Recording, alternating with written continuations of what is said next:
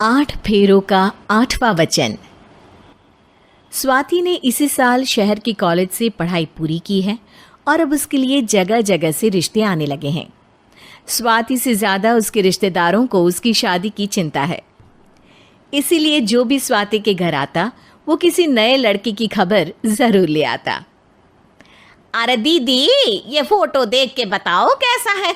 राहुल नाम है लड़के का, मेरी सहेली की बहन का बेटा है। अपनी स्वाति के साथ एकदम प्यारी जोड़ी लगेगी इसकी। ज़रा दिखाना, फोटो तो बढ़िया लग रहा है। कोई गलत आदत वादत तो नहीं है ना इसे? और कमाता कितना है? अरे कोई गलत आदत नहीं है दीदी, आप कहो तो एक मीटिंग करवा देती हूँ, फिर सब कुछ फाइनल कर लेना। हाँ हाँ, ये सही कह रही हो तुम। संडे को स्वाति के पापा भी घर पे ही रहेंगे।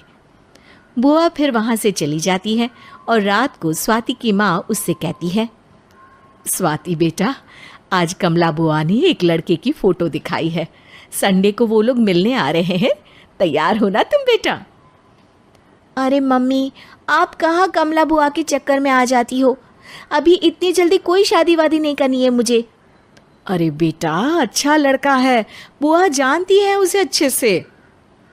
हाँ स्वाति बेटा, एक बार मिल तो लो, बाद में देखेंगे आगे क्या करना है। वैसे तो कमला रिश्ता लाई है तो मना करने का तो कोई सवाल ही नहीं उठता। संडे की सुबह होती है और कमला बुआ राहुल और उसके मम्मी पापा को लेकर स्वाति के घर आती है। अरे आइए आइए भाभी, इसे अपना ही घर समझिए, इनसे मिलिए। ये मेरे भैया और ये मेरी भाभी हैं। नमस्ते भाभी जी, ये है हमारा लड़का राहुल, सरकारी नौकरी की तैयारी कर रहा है ये। वैसे आपकी बेटी कहाँ है? अरे स्वाति बेटा, बाहर आ जाओ। वैसे कितनी पढ़ाई की है स्वाति ने?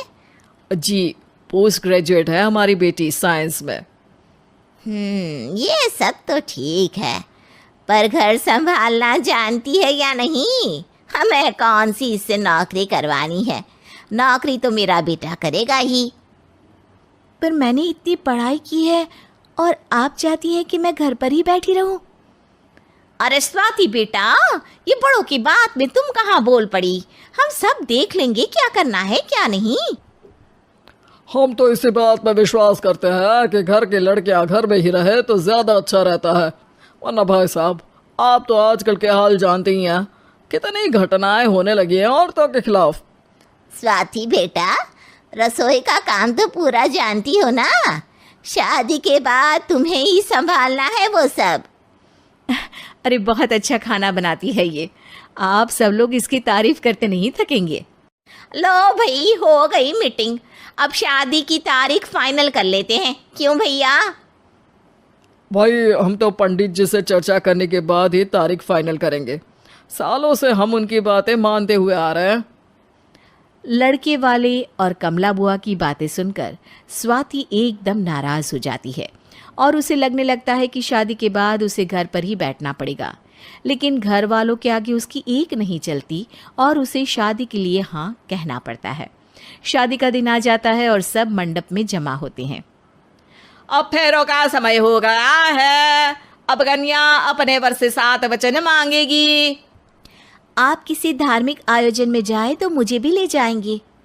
आप मेरे माता पिता का भी बराबरी से सम्मान करेंगे, हमेशा मेरा साथ निभाएंगे। आपको दोनों परिवार की जिम्मेदारियां बखूबी निभानी होगी।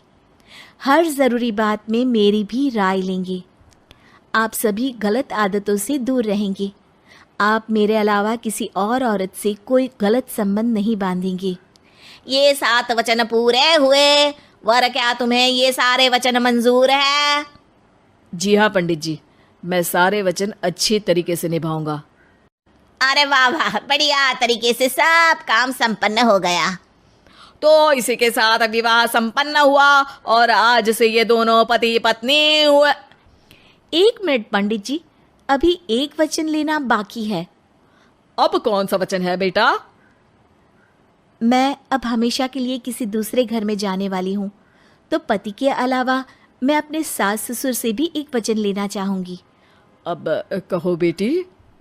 मैं ये चाहती हूँ कि मुझ पर किसी बात की कोई पाबंदी नहीं लगाई जाएगी। मुझे सब कुछ करने की आज़ादी होगी और मैं भी विश्वास दिलाती हूँ कि मैं एक अच्छी बहू बन के दिखाऊंगी। स्वाति की बात सुनकर उसके सास ससुर एकदम चौंक जाते हैं और कुछ बोल नहीं पाते कि उतने में कमला बुआ बोल पड़ती है। अरे बेटा, ये भी कोई कहने की बात है? रानी बन के रहोगी तुम तो।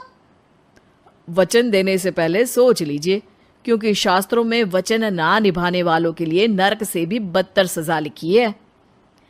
स्वाति की चालाकी से वहां मौजूद सब लोग प्रभावित हो जाते हैं और लोगों में बदनामी ना हो जाए, इस कारण स्वाति के सास ससुर को उसे वचन देना पड़ता है। और कैसी अपशकुन वाली बातें कर रहे हैं आप पंडित जी? हमें मंजूर है बेटा तुम्हारी शर्त। स्वाति अपनी समझदारी से अपनी बात अपने ससुराल वालों से मनवा लेती है और खुशी खुशी राहुल से शादी कर लेती है। अब से हर शादी में मैं खुद 8 वचन दिलवाऊंगा। ओम मंगलम मंगलम मंगलम।